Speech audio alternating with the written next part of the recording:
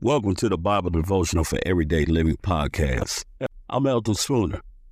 With the Super Bowl coming up, and the average price for tickets to watch these games are in the thousands, if not tens of thousands, and also along with billions of dollars that will be waged on the game with online sports gambling. So, as a believer, let us ask these questions. Is football just a mere form of entertainment? Is it escapism to distract us from our everyday lives, which indeed are getting more and more challenging by the day? Or is football becoming America's sacred cow used to stimulate the masses and therefore becoming America's idol? I mean, the Super Bowl is not just a game. The Super Bowl can be compared to a national holiday. Think about it. Holidays have a lot of things in common with Super Bowl weekend. Family reunions, large feasts, large gatherings, lots of music, lots of alcohol. And let's not forget to mention that the Super Bowl is a profitable day for most businesses. And also, let us be contrary. Let's just not beat up on the Super Bowl. The Super Bowl does have positive benefits. I mean, you got community coming together, rallying around a common cause, especially if their team is in the Super Bowl. The Super Bowl brings diverse groups of people together for a moment of camaraderie. The Super Bowl also may be a reason why a stranger says hello to a stranger that is a fan of their team and now become new friends. Therefore, what is the problem? Why call the Super Bowl America's idol? But let's stop for a moment and think about this. Just what is an idol? Merriam-Webster's dictionary calls an idol an object of extreme devotion. So yeah, I call spending tens of thousands of dollars to see a 3-hour game an object of extreme devotion.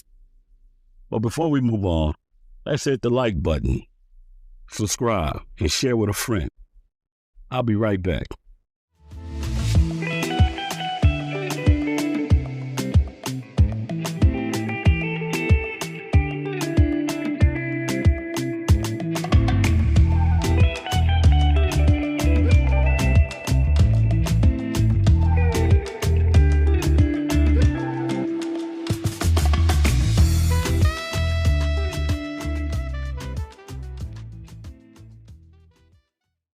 Okay, so now let's look at a reference point to bring it home why the Super Bowl can become an idol.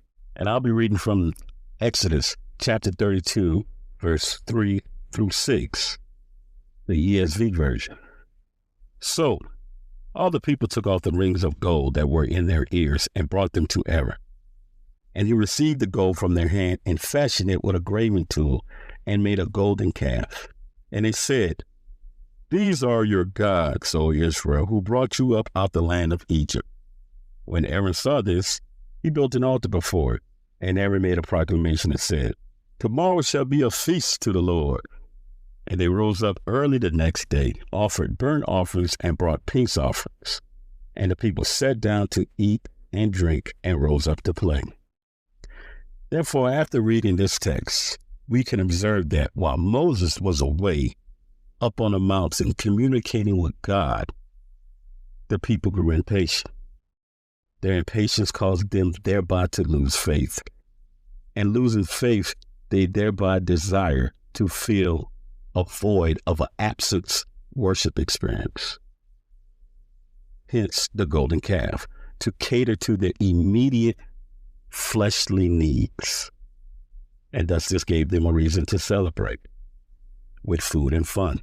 Therefore, we conclude that when the word of God is not present in our lives, our flesh would overtake us, and thus we will need to fill the void with something and add food and fun.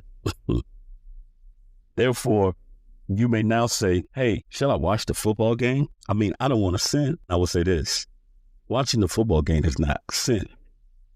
It's how you value the football game. It's the Super Bowl for that weekend. Your heart, soul desire. Is that your only object of devotion for that week? Is it an obsession? Has the game become an obsession, something that you were at your last dollar on, something that you value spending more time to see than a family member like your wife or your husband. For that weekend, will you place it above your personal well-being and your personal mental health? Will you be stressed out if your team lose? Well, I'll let you think about that. But in sum, I will leave you with this.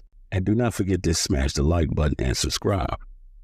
The Apostle Paul says, all things are lawful for me, but not all things are helpful. All things are lawful for me, but I would not be dominated by anything. I'll say that again.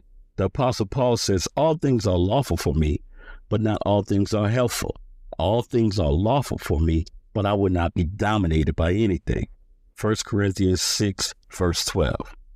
God bless you. Until next time, tune in to the Bible Devotional for Everyday Living. Have a blessed day.